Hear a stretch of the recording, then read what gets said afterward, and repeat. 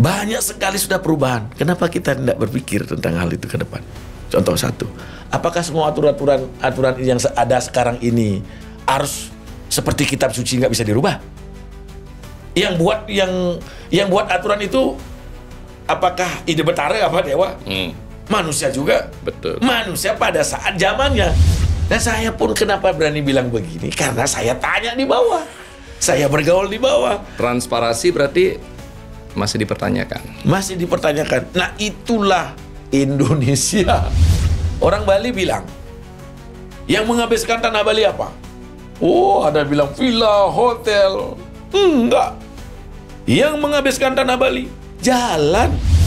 Beda dengan provinsi lain yang masih pendidikan masyarakatnya masih bisa dibohong-bohongin. Justru Bali lebih bagus. Bagus. Mungkin kalau penilaian saya Bali di antara provinsi mungkin nomor 1.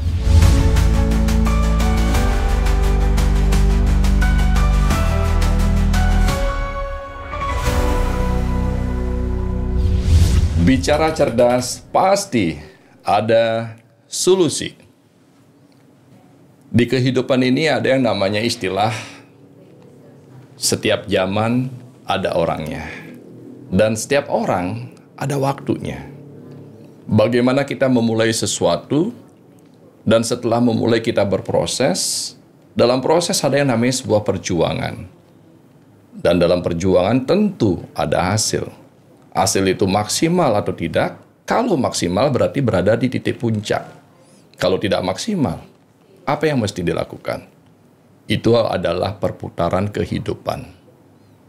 Jangan pernah kita sombong, jangan pernah kita ngaku, jangan pernah kita takabur akan yang namanya kehidupan ini. Karena, sekali lagi, semuanya ada waktunya, semuanya ada orangnya. Apa dasarnya? Dasarnya adalah jangan pernah kita berhenti untuk bermanfaat. Jangan pernah kita berhenti untuk belajar. Dan jangan pernah kita tidak mau atas perkembangan situasi dan kondisi. Pada hari ini, saya kedatangan tamu yang sudah lama saya ingin berdiskusi dengan beliau. Karena apa? Karena saya tertarik dengan yang namanya istilah communication skill. Seni dalam bicara.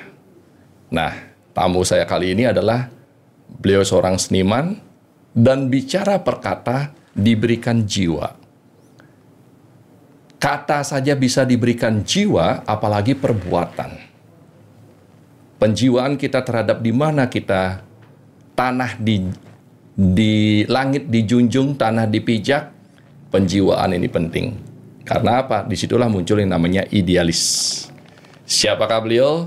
Beliau adalah dikenal dengan Lola, yang nama lengkapnya Pak Kade Arimbawa. Swastiastu. Swastiastu, Dek. Iya. Saya manggilnya Lola, Kade atau Arimbawa? Kade bener. Kade ya? Iya. Karena umur saya lebih dewasa. Dek. Tapi jiwa muda. Amin. Saya mau bicara lain ya. Yeah. Agak sedikit lain. Artinya saya ingin belajar. Kade ini kan seniman. Siap. Seniman yang saya tidak tahu bagaimana proses 2 kali DPD. Setelah 2 kali DPD, pasti yang namanya, saat ini masih terjun juga di dunia politik. Siap. Saya lihat di Hanura. Iya. Itu bagaimana ceritanya, Dek? Singkat aja. Iya. Artinya dari seniman ke DPD, 2 periode, dan sekarang ke politik.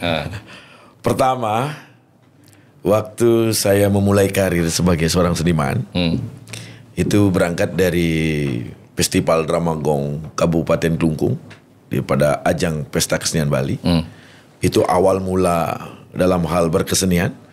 Akhirnya mendapatkan wahyu dari Ide Sang Hyang Widi, diberikan kesempatan untuk menjadi pelawak yang paling top pada saat itu di tahun 2002. Karena satu-satunya pelawak yang berani muncul dengan gaya yang berbeda, dengan rambut yang berdiri, yang moha. Mungkin yang berkele. Yang masa-masa itu semua pada tahu. Nah, dari seniman dari tahun 2002 ke tahun 2009 lah saya merubah dari seorang seniman menjadi seorang politisi.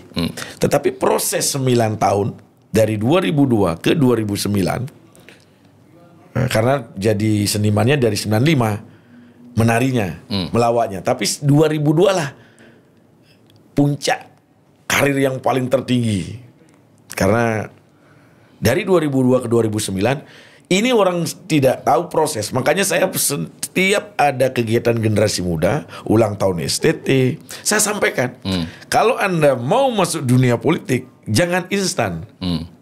Kalau mau masuk dunia politik, harus persiapkan.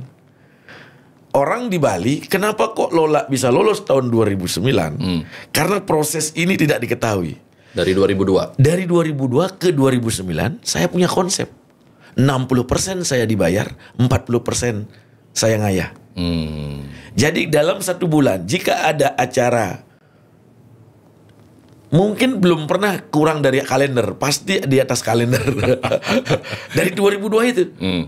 Pasti pokoknya minimal itu 35, 40, di atas 40. Karena 1 hari bisa 3 kali, 4 kali. Wow. Sudah berani dipastikan dalam 1 bulan itu.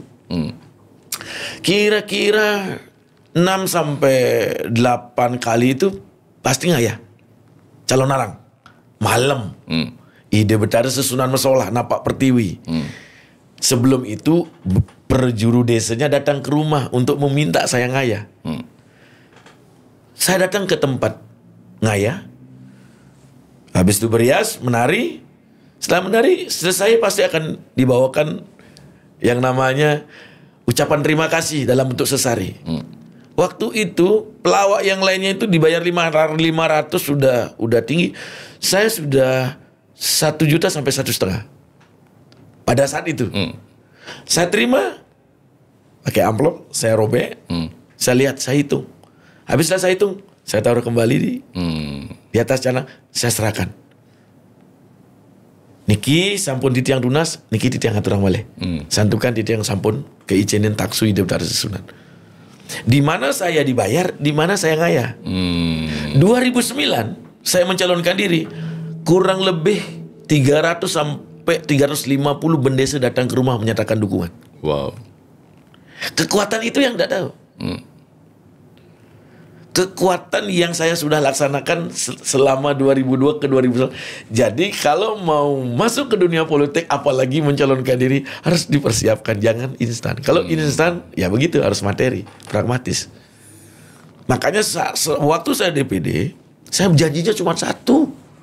Jadi kalau ada orang-orang yang meminta janji saya apa DPD itu, saya Apa itu deh? Kalau saya lolos menjadi anggota DPD, saya akan mendirikan Yayasan Kesenian Bali, memberikan hiburan secara gratis ke Desa Pekraman. Tanggal 20 Oktober 2009 saya dilantik sebagai anggota DPD. Januari tanggal 25 izin dari Kementerian Hukum dan HAM Yayasan keluar, langsung saya tancap gas. Setiap bulan minimal 15 sampai 20 kali ngaturang ilen-ilen dari dana yang saya peroleh. Makanya uang-uang yang DPD itu saya hampir satu periode 2009-2014 saya masih ngontrak rumah di Denpasar, kos. Wow. Saya 2009-2014 5 tahun masih ngontrak. Habis itu 2014 saya buat beli rumah itu 2014 sekitar 2014 16 17. Itu pun dengan punya uang 150 juta pakai kredit bank. Sisanya. Sekarang pertanyaannya, apa motivasinya melakukan itu? Kepuasan batin. Masuk ke DPD seniman soalnya asal gitu AABB, makanya banyak orang mau ngujat, silakan sudah. Saya tidak pernah. Dari seniman ke DPD, motivasinya ada apa? Saya pertama, saya tahu itu panggung itu kan konotasi panggung itu ada ruang, ada orang. Panggung politik, panggung seni sama. Yang berbeda cuma orangnya. panggung itu ada ruang, ada orang. Panggung politik, orangnya politisi. Panggung seni, orangnya seniman. Sama-sama free, bebas bicara. Berarti mencari kepuasan. Mencari kepuasan. Saya kalau di atas panggung sebagai pelawak, bebas bicara. Melawak. Di panggung politik juga begitu. Yang penting jangan main fisik saja, lempar gitu. Itu udah. Tapi kalau berdebat, wah, saya memang paling seneng. Kalau sepengetahuan Pak Dek nih, Iya. orang-orang masuk ke dunia politik, sebagian besar nyari apa ya? Kalau mau jujur ya. Sebenarnya ya, ditanya politisi semua, anggota DPR Kabupaten, Provinsi, DPR RI, baik itu DPD, kalau memang benar-benar menjalankan tugasnya sesuai dengan voksinya, seperti saya, teman-teman anggota DPR Kabupaten, kalau dia menjalankan kepuasan politiknya, justru yang diterima itu kurang dengan apa yang akan diberikan kepada masyarakat. Kalau dia memang mau menjalankan kepuasannya. Karena apa? Karena sampai sekarang apa yang diminta oleh masyarakat itu masih kurang apa yang dia dapat dari pemerintah. Contoh begini, seorang politisi tidak ingin mendapatkan hanya tetap suara itu aja. Pasti berkeinginan untuk meningkatkan diri. Kadang-kadang politisi, wih, kalau saya dapat suara sekian, nanti bisa nggak lolos saya. Saya harus mencari 2 kali lipat. Saya mencari 2 kali lipat. Nah, oleh sebab itu, setiap bulan, setiap tahun, pasti dia mencari tempat konstituen baru. Nah, mencari tempat konstituen baru secara otomatis zaman sekarang, ya kalau kabupaten, ya carikan bansos. Saya tanya sama kawan-kawan, kira-kira gimana? Wih, kadang-kadang 1 bulan gaji nak kelas aja nangon. Karena kan masyarakat ini kan sedikit-sedikit menjadi bapak, seorang anggota dewan, tokoh menjadi bapak angkat. Betul. Lu bulanin oke, datang ke rumah. Tapi apakah masyarakat salah? Enggak. Karena anggota dewan itu dijadikan bapak angkat sebagai tempat sandaran, tempat untuk diskusi. Apa itu, tempat untuk mengadu sesuatu hal tentang hal pribadi maupun umum. Jadi kalau saya dulu, kalau udah punya di kantong, ada uang, itu tangan nggak sulit untuk apalagi masa yang memang benar-benar ada uang. Contoh reses. Saya dulu 2019 Pak, satu-satunya calon DPR RI yang buka-bukaan. Saya bilang anggota DPR resesnya sekian kali, kunjungan sekian kali. Setiap anggota DPR membawa uang tunai minimal 5 miliar setiap tahun. Kemana uang itu? Hai teman-teman, saya bilang gitu. Tolong dong, Anda itu dibawa ke Jakarta, dipilih oleh rakyat sebagai wakil rakyat. Sampaikan kepada rakyat terbuka. Karena reses itu tinggi nilainya. Itu dana itu untuk apa? Untuk rakyat. Jangan laporannya fiktif-fiktif. Saya tidak menyebut orang, diceklah. Ya. Akhirnya heboh waktu itu. Wah, ini mana cocok buka-bukaan, cocok buka-bukaan. Makanya saya dulu waktu 2019 punya program ngambil massal gratis di Sepekraman, dibiayai oleh dana itu. Orang 450 juta setiap sekali reses. Wow. Dan dilakukan. Saya mendapat suara, tapi nasib kurang baik. PT 4% partai nggak lolos. Ya. Hanura. Jadi saya 2019 istirahat di parlemen, tetapi tidak henti untuk berdiskusi, mencari ilmu, berkawan dengan teman-teman di seluruh Indonesia. Nah, intinya saya pun sampai detik ini masih senang berdiskusi.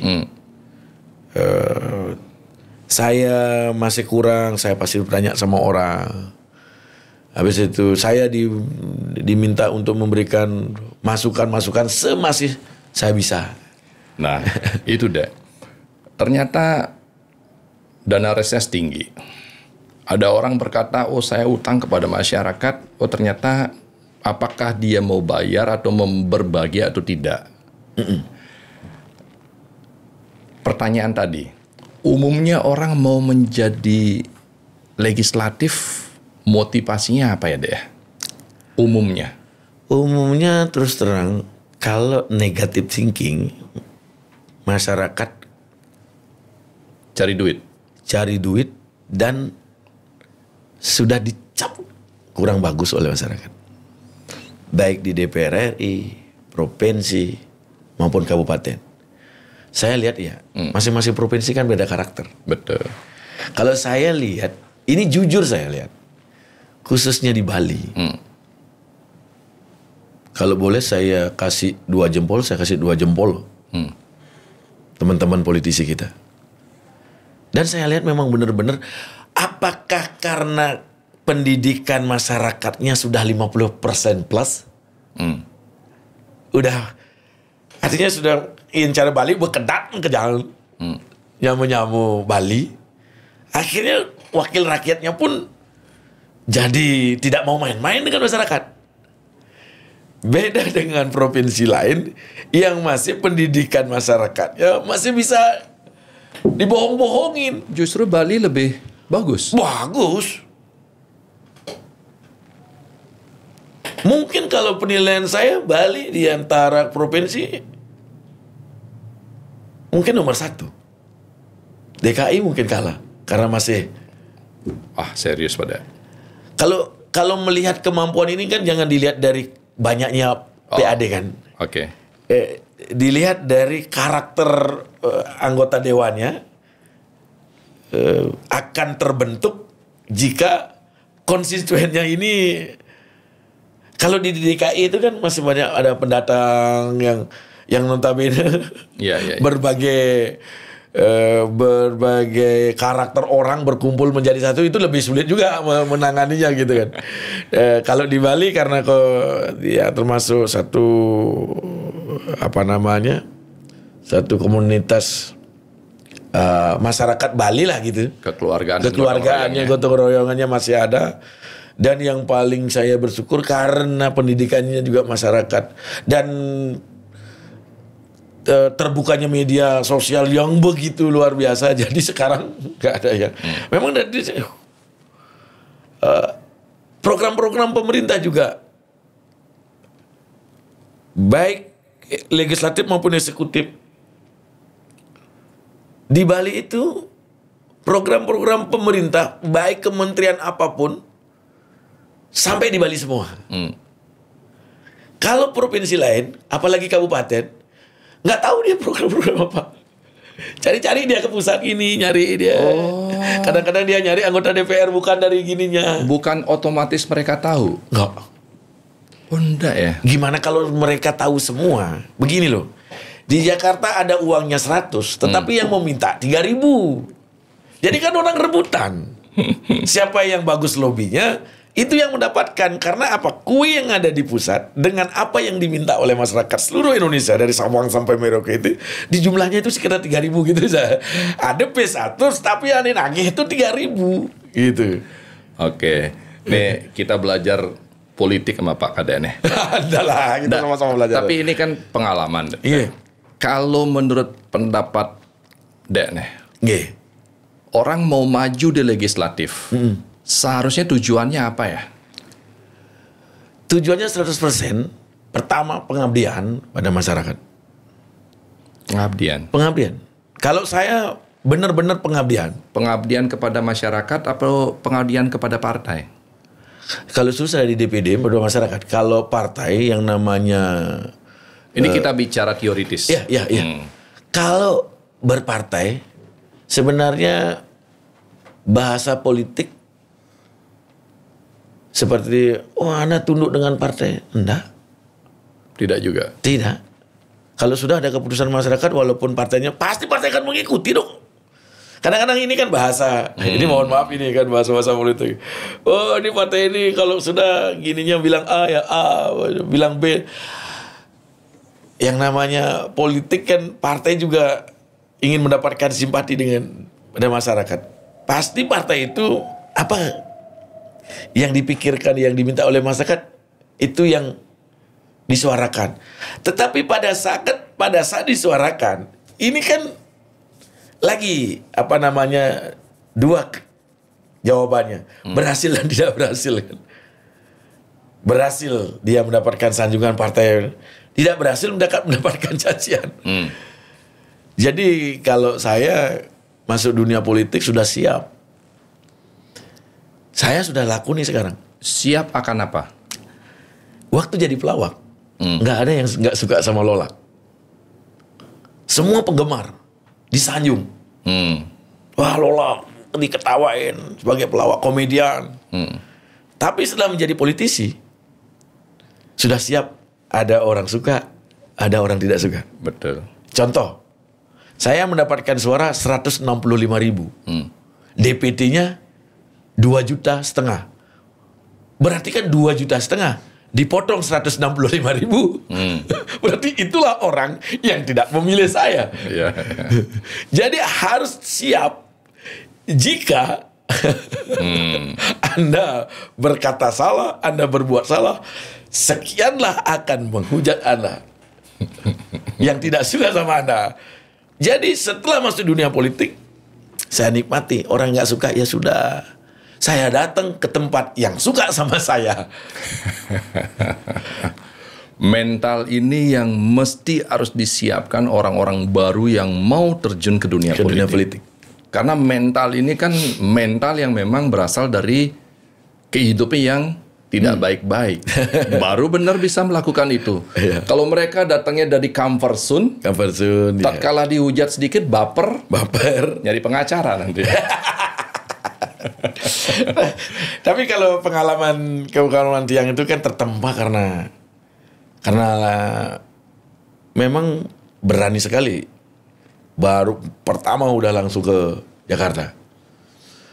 Kenapa saya juga ke DPR ya melihat kewenangan DPD. Makanya kan kemarin saya udah beberapa di mana podcast. Ayo siapa anggota DPD baik incumbent maupun yang ada sekarang. Kalau urusan tentang Bali mau ayo diskusi. Janganlah memakai media sosial bla bla.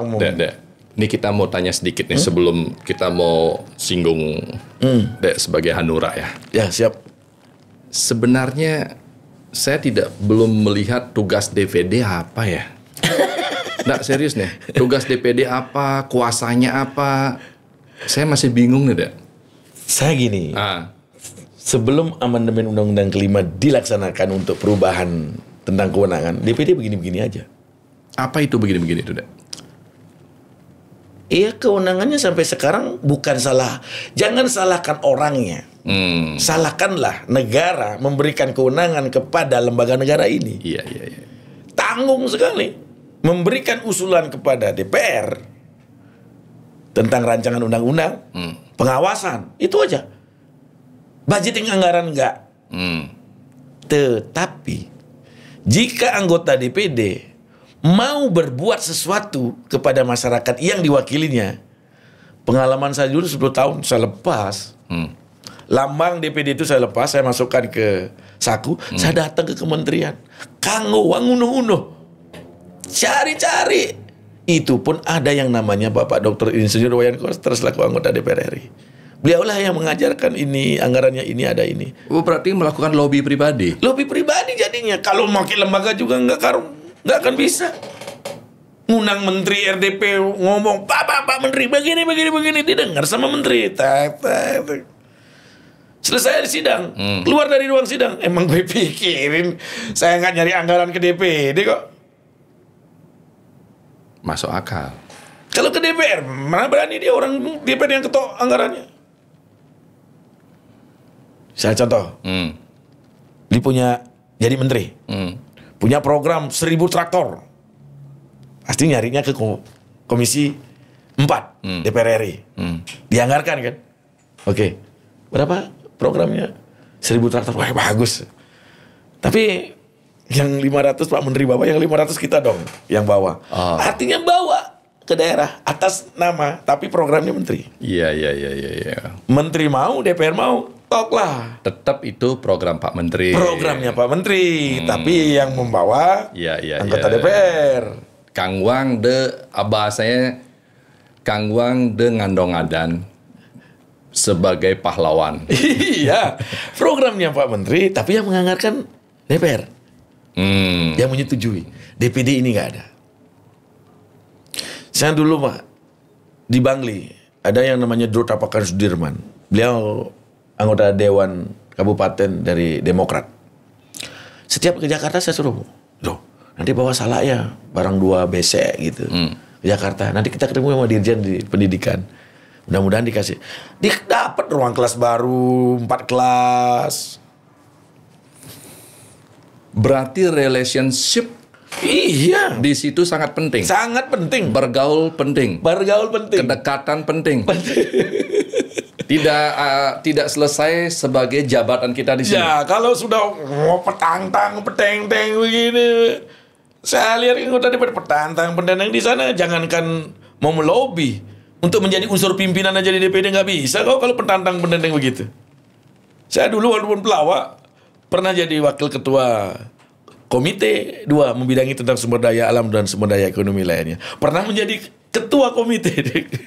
Dan 10 tahun saya tetap di Komite 2. Makanya masyarakat pun harus tahu di DPD itu ada 1, 2, 3, 4 komite. Beda tugas. Kadang-kadang saya lihat sekarang Komite 1 ngurusin Komite 3. Campur aduk, emangnya dia bisa ngurusin satu komite aja nggak bisa dengan kewenangan, apalagi ngurusin masalah daripada, karena kan nggak mungkin dia akan manggil menteri berkaitan dengan yang lain kan gitu. Kalau seandainya Dek nih sebagai masyarakat siap saat ini, apa yang Dek bisa sarankan kepada DPD untuk Bali? Pertama, saya sudah sampaikan di podcast lain tentang DPD. DPD itu jangan terlalu banyak mengkritisi di daerah. Anda itu dipilih mewakili daerah di pusat. Gonggonglah Anda di pusat.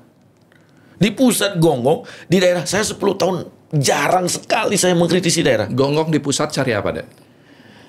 Misalkan seperti sekarang, contoh masalah tentang yang lagi rame ini masuk. Masalah sampah. Masalah sampah ini daerah kan menjadi korban sebenarnya. Korban dari keputusan Menteri 921-2025 kalau nggak salah nih. 2025? Iya. Itu sudah peraturan 2009 ya?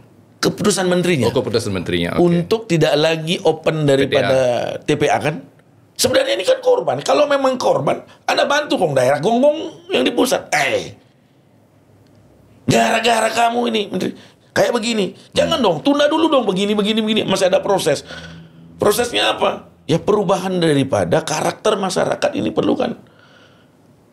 Apa yang dilakukan oleh pemerintah, saya sangat salut, bukan baru begitu, Lola ini pendukung gini. Bukan, dibandingkan dengan provinsi lain, dibandingkan dengan kabupaten lain, Provinsi Bali sudah 2 langkah di depan daripada provinsi lain.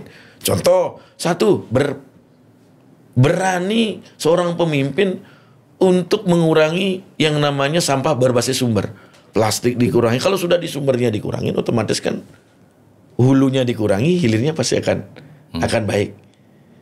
Udah berani mengambil kebijakan tentang plastik gitu. Oke, nanti kita sampai di sana. Siap. Kita sampai di sana nanti. Sebelumnya nih, DPD sebaiknya disarankan untuk di pusat bergaullah, mencarilah solusi, negosiasilah dan bicara di situ atas kepentingan Bali. Ya. Oke, itu di situ. Sekarang Kadek kan masuk ke partai. Ya. Hanura. Saat ini mau ada musda. Siap. Hari ini lagi ya. Akan bicara apa di sana musda? Kalau di ADART partai, musda itu yang paling utama kan pergantian struktur organisasi. Nah, kebetulan kesempatan ini saya juga ingin sampaikan. Mulai hari ini, mungkin besok sudah akan terbentuk pimpinan Hanura yang baru Untuk DPD. yang menjadi ketua itu adalah sekretaris saya, Pak Gede Wirajaya. Saya sudah memberikan dukungan 100% dan saya pun bersahabat dengan kawan-kawan baik di DPP dengan sangat luar biasa. Tapi saya sudah menyampaikan di podcast ini yang pertama, saya sudah sampaikan, saya pada detik ini saya akan berhenti dari politik praktis. Artinya berhenti dari organisasi kepartean. Saya akan balik ke sebagai independen, tetapi saya akan tetap menyampaikan, menyuarakan bila mana ada teman-teman yang ingin berdiskusi, saya ada isu-isu tentang bagaimana Bali, saya siap untuk memberikan pemikiran-pemikiran saya. Terima kasih. Di tempat ini saya sampaikan bahwasanya untuk berpolitik saya sekarang sudah istirahat dulu untuk kembali ke habitat, yaitu melawak, ada bisnis-bisnis juga begitu. Ya, dengar-dengar katanya ada pengiriman tenaga kerja ke luar negeri. Itu pun karena itulah bersahabat dengan salah satu staf ahli menteri. Dan ini menteri yang sekarang BP2MI memang enak banget. Kawan baik banget, kalau dia langsung dibalas, langsung dia aduh. Tapi kalau saya sendiri, karena orang yang duduk di posisi atau orang yang terjun di dunianya, itu adalah bagi saya adalah orang yang bisa menjiwai. Dan meskipun saya hanya nonton lewat media gitu ya, Lola ini termasuk orang yang menjiwai atas profesinya.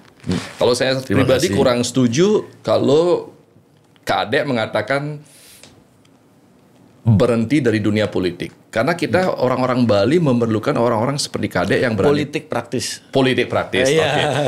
Kalau begitu pertanyaan saya robah. 2029. Lola mau tetap di legislatif apa di eksekutif? Kalau saya ini belum bisa jawab karena perubahan politik tentang sistem pemilihan kan akan bisa berubah. Kalau sistem pemilihannya nanti ditentukan oleh DPR RI, ditetapkan pemilihannya lewat parlemen, secara otomatis kan yang akan mendapatkan itu adalah kader-kader partai.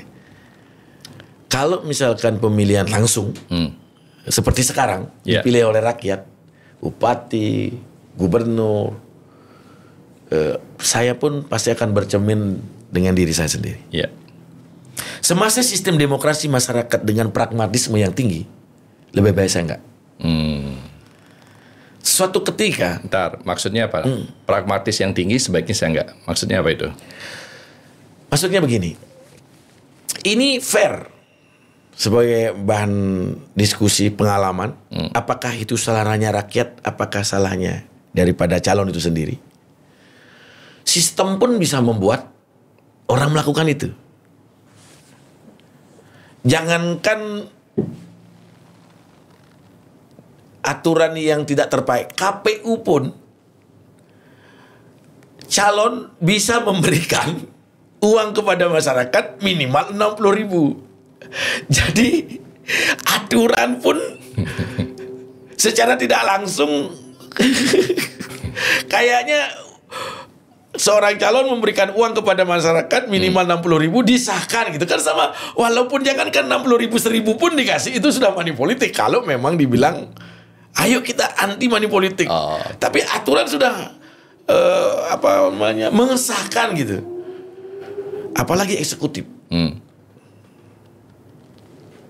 Sebelum jadi calon fair aja untuk mencari rekomendasi partai itu perlu butuh duit. Belum jadi calon, baru jadi bakal. Setelah jadi calon, masyarakat melakukan pragmatis seperti sekarang karena apa? Setelah saya amati, kejenuhan masyarakat. Melihat ditonton di media sosial, melihat tontonan di TV, koruptor bisa senyum-senyum, nilainya pun fantastis, peningkatan dari dulu luar biasa, sekarang masyarakat nyen pilih mone-monean kan. Masih tetap kaki itu. Betul. Jadi masyarakat itu antipati. Kalau sekarang ada perubahan sistem dan pemimpinnya sesuai yang diharapkan, mungkin belum saya juga akan menjas 100% akan berubah. Mungkin masyarakat akan memilih orang yang memang berkompeten. Jadi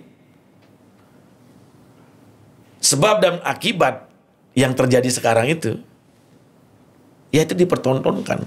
Seperti yang sekarang saya pun agak sangat sampai adik gini lah gitu.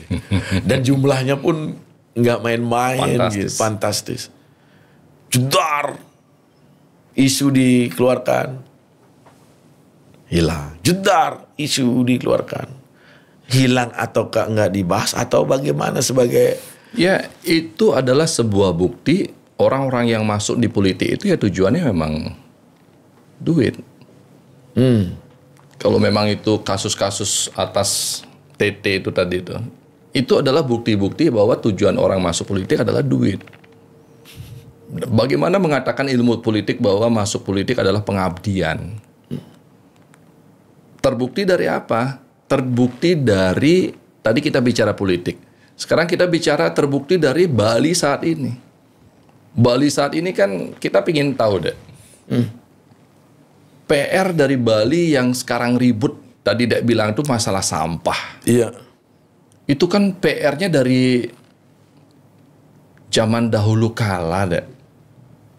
Apakah tidak ada pembahasan di legislatif, eksekutif, program? Saya dengar program Pak Mangku dulu benar-benar mengatasi namanya sampah, gagal. Itu kenapa ya, Dek ya? Kalau masalah tentang sampah tidak dialami oleh Provinsi Bali saja, justru seluruh Indonesia. Tapi bukan itu sebagai pembenaran atas masalah sekarang. Saya karena ada pengalaman. Oke. Dulu tahun 2009 saat dipilih, 2010, 2011, kalau nggak salah 2013, ada yang namanya revisi tentang Undang-Undang Lingkungan Hidup tentang sampah. Jadi kita bahas di kantor, makanya adalah kunjungan ke luar negeri. Studi banding. Studi banding 3 negara. Saya kebetulan dapatnya ke Norwegia. Oh, itu tahun 2013. Oke. Setelah selesai studi banding, kita melihat bagaimana penanganan sampah. Bagus luar biasa, tanpa bau, mesin luar biasa. Teknologi luar biasa. Baru sistem swasta. Balik 3 negara, kita rapat. Dari 3 negara, kesimpulannya sama. Swastanisasi. 100% diserahkan kepada swasta. Tanggung jawaban. Justru pemerintah mensubsidi. Swasta murni. Ya. Kita laporkan dalam sidang paripurna, mentok sampai di sana saja. Maksudnya, Dek? Ya cuma laporan begitu aja di sidang paripurna. Padahal DPD ini sudah memberikan usulan kepada pemerintah, hasil kajian, bla bla bla bla, semua alasan semua. Seandainya kalau di Bali misalkan berani membuat suatu kebijakan, mudah-mudahan akan dilaksanakan, diserahkan kepada swasta. Sampah itu. Sampah. Dan hampir di 3 negara yang kami kunjungi, semua pabrik pengolahan sampah adanya di pinggir pantai. Karena biar cepat langsung kirim plastiknya dipres. Alatnya pun, aduh saya masuk itu kayak masuk hotel. Nggak ada bau. Habis itu ada truk gitu, habis itu mesinnya organik tek dipilih plastik. Oh, mesin pilih sendiri? Pilih sendiri. Kita di atas gini ngelihat. Yang kerja itu ada sekitar lebih 3-4 orang ini. Kok hebat ya? Bukan, kita di sini kan dididik untuk memisahkan sampah organik dan non organik. Kalau di situ mesin bisa memilah dia. Bisa memilah. Bisa memilah dan masyarakatnya pun sudah SDM-nya sudah memilah pun dari rumah masing-masing kan. Itu pun setelah di pabrik kelihatan sekali pemilahannya itu bisa plastik yang mungkin karena berat mungkin ya. Berat daripada sampah itu, ini beratnya sekian, ini begini. mungkin begitu gininya. Kalau plastik kayak plastik kresek gitu. Kalau yang botol mungkin beratnya dia kok bisa ngumpul gitu, teng gitu. Nah, makanya saya dengan kasus yang sekarang 2013, 2025, apakah teknologi mesin di sana itu belum datang sampai ke Indonesia? Kayaknya sih sudah. Udah. Ya pastilah sekian tahun. Coba dulu belum ada handphone, di luar negeri sudah ada handphone, kita belum. Akhirnya ada 2-3 tahun sudah ada. Jadi kalau mesin secanggih begitu, jangankan puluhan tahun, baru 2-3 tahun kalau memang mau di. Kenyataannya sekarang sampah menjadi problem Bali yang bingung saat ini, Dak, solusinya. Itu kenyataannya. Ya, hampir di semua daerah kenyataannya seperti itu. Yang harus dilakukan harus juga berani memulai merubah. Ini kan susah ya, merubah karakter masyarakat dari rumah masing-masing, dari hati sendiri. Yang pertama itu memilah dulu. Nah, setelah memilah, kalau memang mau diserahkan kepada, ini kan sebenarnya seperti di daerah saya di perumahan sampai sekarang nggak ada masalah. Dikelola oleh desa adat. Bagus pengolahannya. Saya bayar di perumahan, bayar 50.000 ke Iya, itu ke kan desa. sampah perumahan. Kalau yang di Sung ini kan banyak sampah supermarket, hotel, pabrik. Nah, itulah yang saya usulkan cuma satu aja. Kalau ditanganin oleh pemerintah, saya pemerintah kan contohnya pegawai negeri, karakternya kan beda-beda, kemampuannya kan beda-beda, Pak. Oh, maka dari itu dikelola oleh swasta. Kalau gini kan Bukannya di zaman Pak Mangku dulu pernah dikelola oleh swasta itu, Dak? tetap aja memakai tempat pemerintah TPA Sung.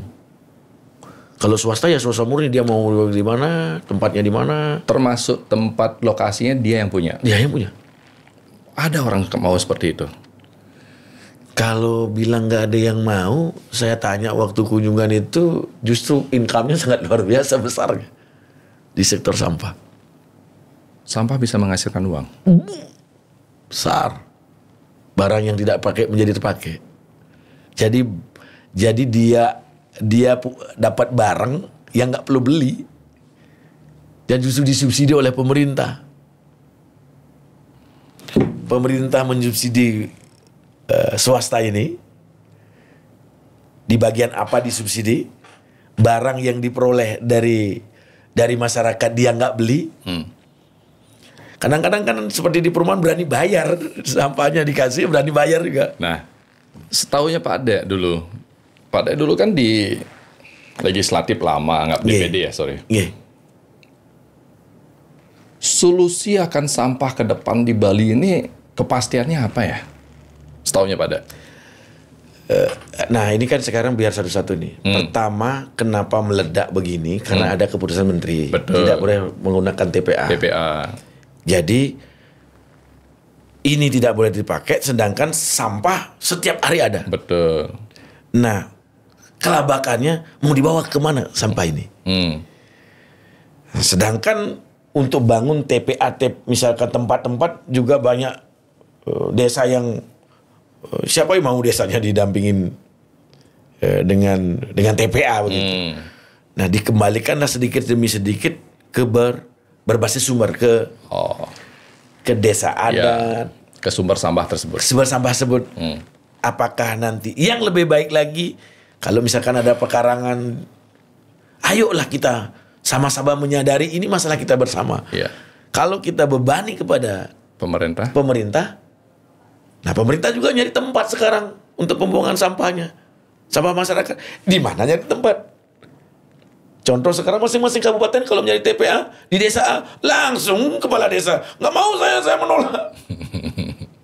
Pasti itu.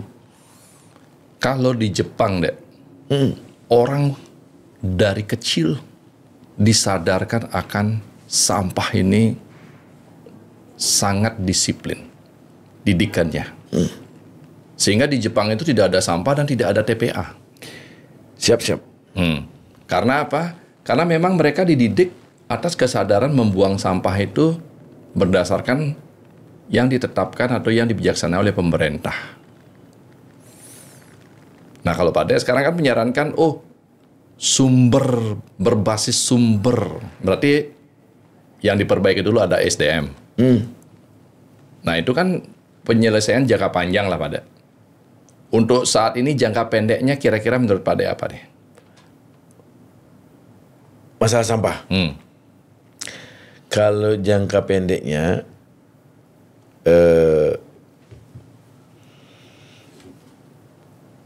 ini lagi sekali saya sampaikan kepada masyarakat, ini masalah kita bersama. Setuju. Jangka pendeknya, perpanjang dulu ini sementara.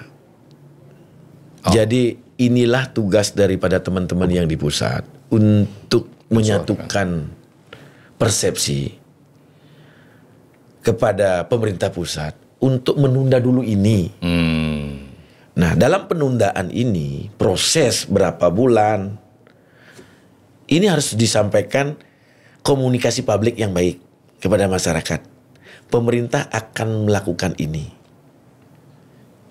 Contoh, pemerintah Provinsi Bali memerintahkan kepada pemerintah kabupaten, kabupaten memerintahkan kepada seluruh kepala desa, apakah akan dikelola oleh adat, apakah dikelola oleh desa yang sudah dilakukan selama ini, itu di cross check lagi keberhasilannya.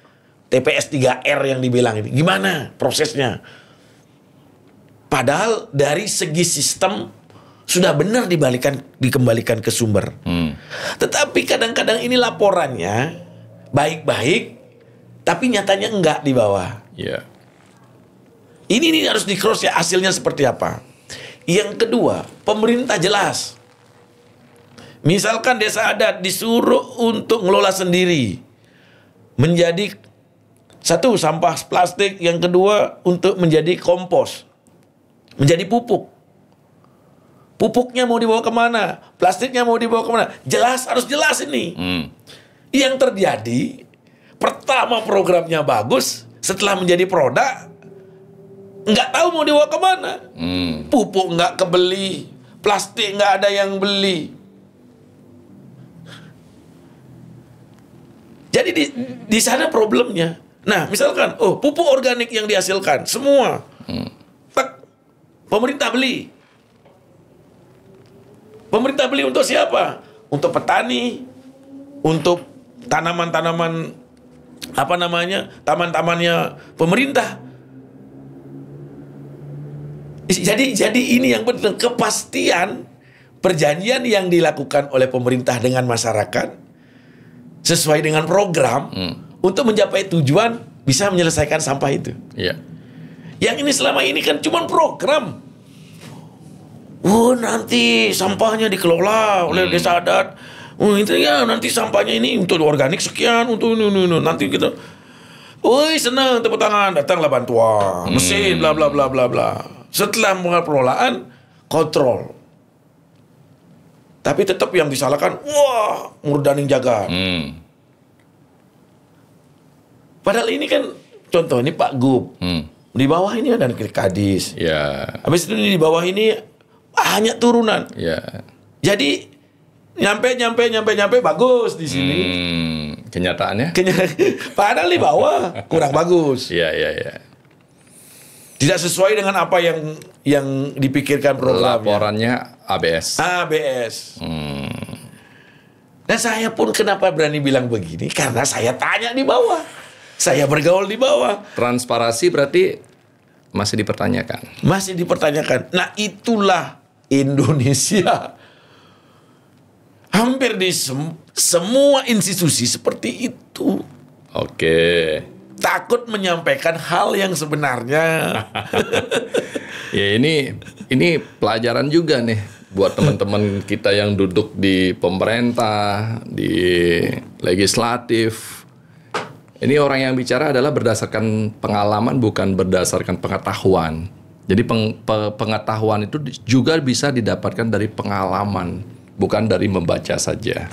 Ada hal yang kita bosan bicara pada. Yeah.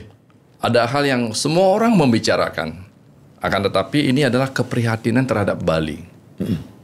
Satu hal lagi pada. Yeah. Kemacetan. Macet, ya. Saya ingin dengar di internal legislatif, di pemerintah, ada tidak ya program kepastian atas Bali tentang penanggulangan kemacetan ini ya?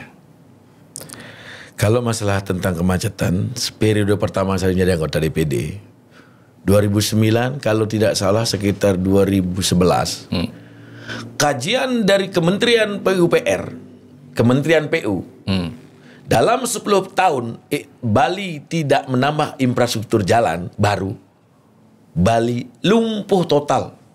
Itu tahun berapa? Tahun 2011-2012. Tambah 10. Pokoknya periode pertama. Berarti 2021. 2021-2022 pernah terjadi lumpuh total. Kajiannya kenapa? Saya bilang begitu Pak Dirjen. Pak Dirjen, kok Pak Dirjen bisa menyampaikan apakah kajian? Saya kalau habis rapat, lagi ngopi-ngopi, saya pasti tanyakan itu. Pak, kajiannya dari mana Pak? Bisa menemukan itu. Penambahan orang, penambahan. Kalau sudah yang berkunjung ke Bali itu bertambah, secara otomatis semua akan bertambah. Kajiannya jelas seperti itu. Kajiannya jelas. Solusinya pada? Solusinya penambahan infrastruktur baru. Makanya saya diminta oleh Kementerian Pupakada, tolong dong disuarakan. Kalau di Bali itu tanah NJOP, tanah Bali itu tinggi sekali. Dan tidak banyak orang yang mau tanahnya dibebaskan untuk jalan.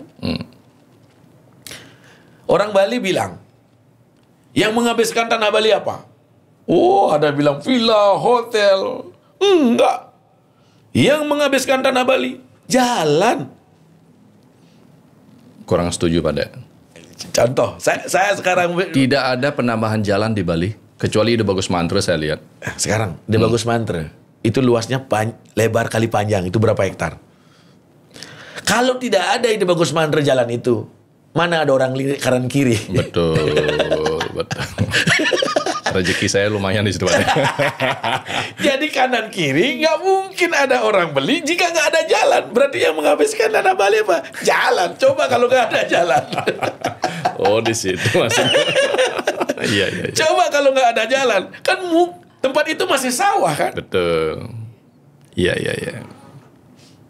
Nah, sekarang lagi dulu. Wah, batas kesucian. Saya terus terang sampai detik ini saya akan, walaupun saya dicaci, ayo kita diskusi. Ayo kita diskusi. Ayo kita ngobrol. Di Bali ini ada 3 segmen yang saya sampaikan tadi. Ada orang Bali yang menginginkan Bali seperti dulu. Jatimula. Sudah nggak mungkin kan. Ada orang Bali, tokoh Bali, masyarakat Bali yang puas dengan Bali seperti sekarang. Ada juga orang Bali, masyarakat Bali, tokoh Bali yang sudah berpikir Bali next yang akan datang. Bali berpikir ke depan. Seperti apa Bali ini? Karakter orang dari luar datang ke Bali sudah berbeda. Betul.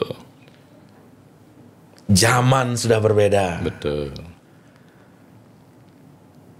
Banyak sekali sudah perubahan. Kenapa kita tidak berpikir tentang hal itu ke depan? Contoh satu, apakah semua aturan yang ada sekarang ini harus seperti kitab suci nggak bisa dirubah? Yang buat aturan itu apakah Ide Betara apa dewa? Manusia juga. Betul. Manusia pada saat zamannya. Pada saat situasi tersebut. Situasi tersebut ada orang, ada zaman kan begitu. Beda orang, beda zaman. Mungkin sekarang kita ini hidup di zaman ini sekarang. Bersuara di saat sekarang. Dengan perubahan zaman yang sangat luar biasa. Contoh. Tentang pembangunan. Tidak boleh. Ketinggian sekian. Boleh nggak Lola bicara? Boleh nggak direvisi aturan itu? Boleh. Revisi di bidang apa? Bangunan yang bisa tinggi. Contoh, rumah sakit, sekolah. Masa sekelas Universitas Udayana yang begitu luasnya luar biasa. Coba setengah dikontrakkan kepada swasta untuk pembangunan apa pariwisata. Yang setengah dipakai, dibuatkan yang itu bisa. Rumah sakit. Kalau dipakai ke samping. Sudah mentok sekian, kenapa nggak ke atas? Jangan sampai masyarakat kita nggak dapat kamar, terus nggak dapat kamar, terus kenapa nggak dapat kamar? Bukannya kamar nggak ada. Memang orang sakit lebih banyak dibandingkan yang kemampuan daripada rumah sakit itu sendiri. Ya. Boleh direvisi, kenapa enggak?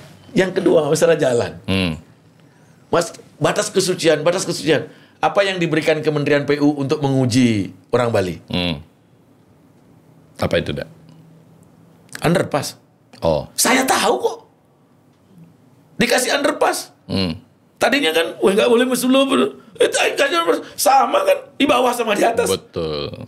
Apakah itu nggak jalan layang? Betul. Cuman kan ini posisinya di bawah. Sulup juga ya? Sulup juga. Coba tes yang lewat underpass. Betul. Diharuskan lewat ke sana, ya lewat ke sana. Makanya sempat saya ledakkan isu ini. Wow, Pak Lola ini yang ngerubah budaya jalan layang di Bali. Sebelum berbicara dengan jalan layang, apakah nggak bisa kita tentukan di mana kawasan suci? Krishna berkata, Dek, agama itu tidak berubah. Yang berubah itu budaya dan adatnya. Sesuai dengan zaman yang... Tidak ada yang salah di situ. Makanya saya sering mengeluarkan statement-statement, kadang-kadang kan orang menjadi Lola nih ada ke omongan ada. Tapi kan karena pengalaman juga. Betul. Mungkin kawan-kawan semeton belum pernah lihat. Saya Astung Karir setelah 10 tahun menjadi anggota DPD, ya lumayan negara yang bisa dikunjungi. Membuat juga otak ini terbuka juga. Ada sesuatu yang kurang dari Pak Dek. Mohon maaf ya, saya kritis sedikit. Siap. Ada sesuatu yang kurang dari Pak Dek.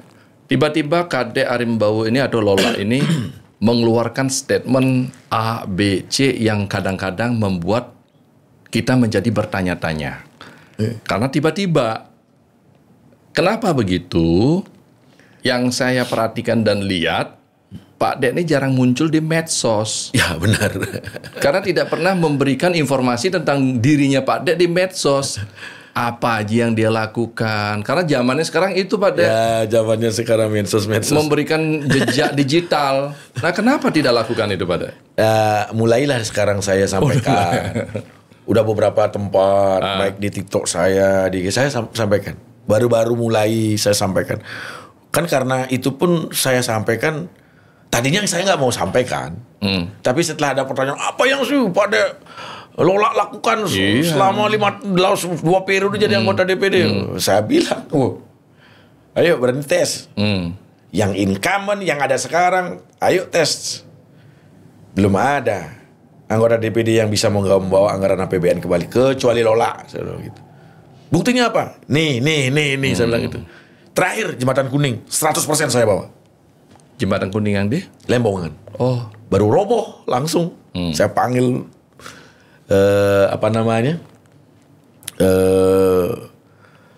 Pak Tut, apa namanya kalau di VU itu lupa saya. Yang ngurusin itu dah. Pak Tut, gimana? Ini Jembatan Kuning roboh ini. Ada jembatannya di Surabaya, tapi teknologi modern sekarang Bukan kayak jembatan kuning itu lebih bagus dan lebih lebar dan bisa masuk roda 3. Oh bagus lah. Gimana? Perlu saya bantu. Tapi anggaran untuk bawa ke Lemongannya nggak ada. Tolong Pak Kadek perjuangkan. Saya ngomong sama Pak Koster. Pak Yan, ada gini-gini. Pak Dek yang gini, selesaikan itu. Pak Yan bantu untuk dorong anggaran. Jadi Itu berarti personal. Tidak ada jabatan. personal. Kalau mau lewat lembaga, aduh. Makanya sekarang anggota DPD yang terhormat sekarang yang sudah berubah namanya menjadi senator yang dibilang. Padahal kalau senat di luar negeri itu punya hak veto, punya kewenangan yang luar biasa. Janganlah jadi senator DPD, Dewan Perwakilan Daerah Republik Indonesia gitu. Apa yang Anda serap aspirasi masyarakat, apalagi di tingkat nasional, berhasil dan tidak berhasil sampaikan.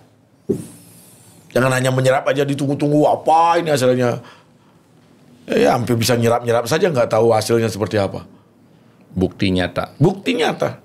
Dan tetap yang saya bilang, ayo bantu daerah untuk bisa ke pusat. Contohnya dulu, waktu saya zaman DPD, kunjungan ke Kabupaten Bangli, Pak Made Gianyar waktu itu. Pak Dek, saya dulu nanya, Pak Bupati, kira-kira setelah nanti saya balik dari reses ini, apa yang perlu saya sampaikan ke pusat? Saya tanya itu.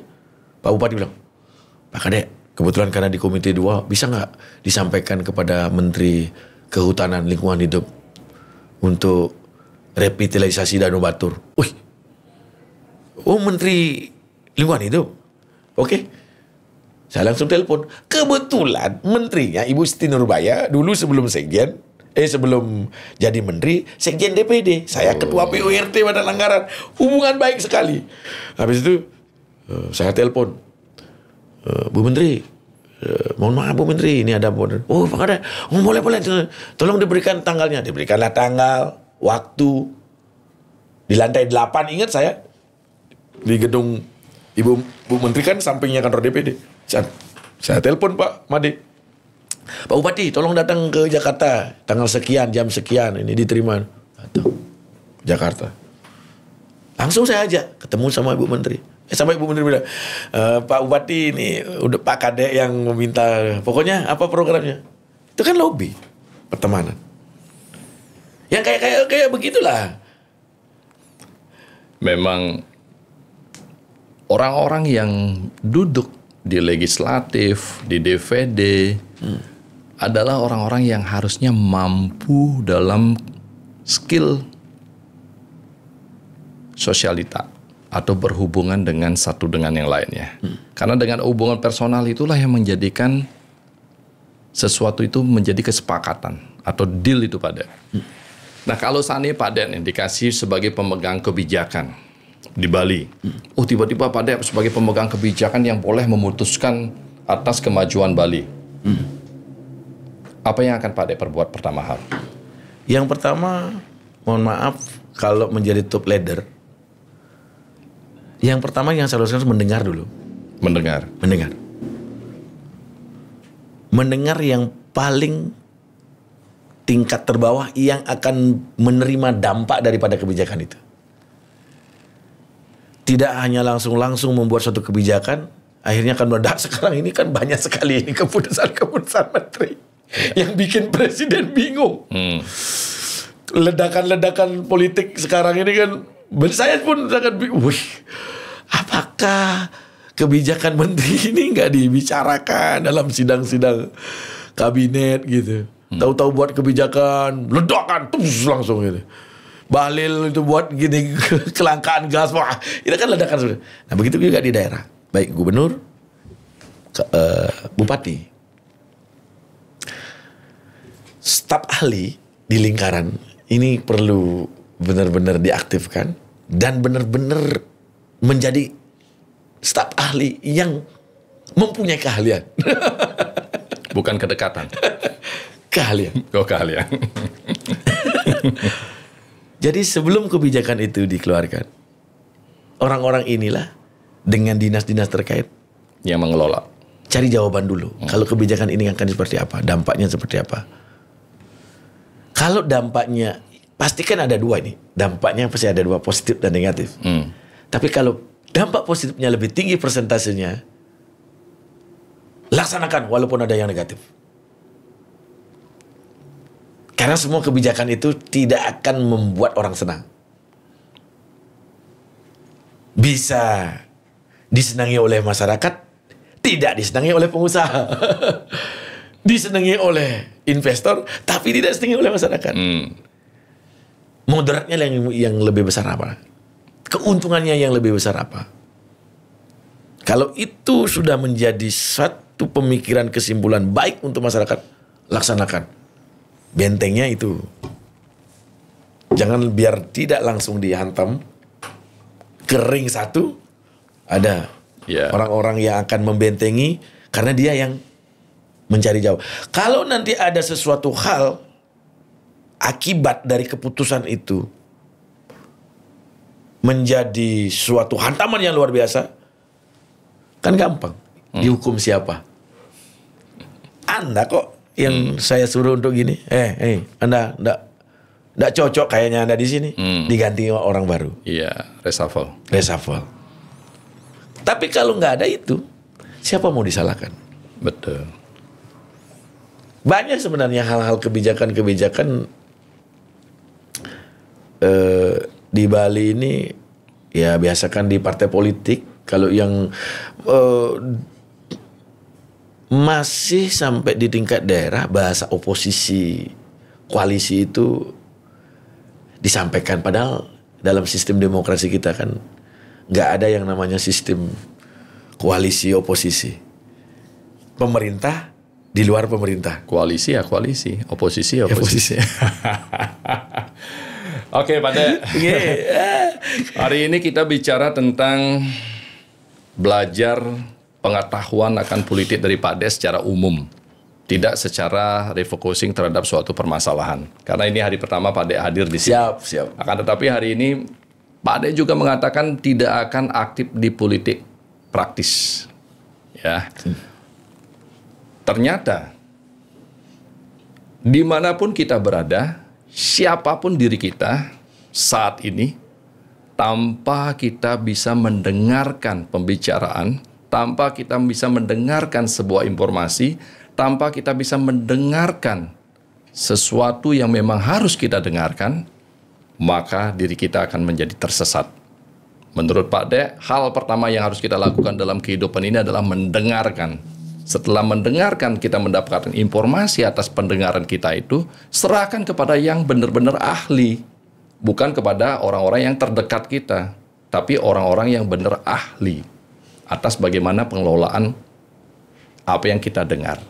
Belajarlah mendengarkan, terima itu semua informasi, masalah kebijakan itu akan menjadi sebuah keputusan yang ahli.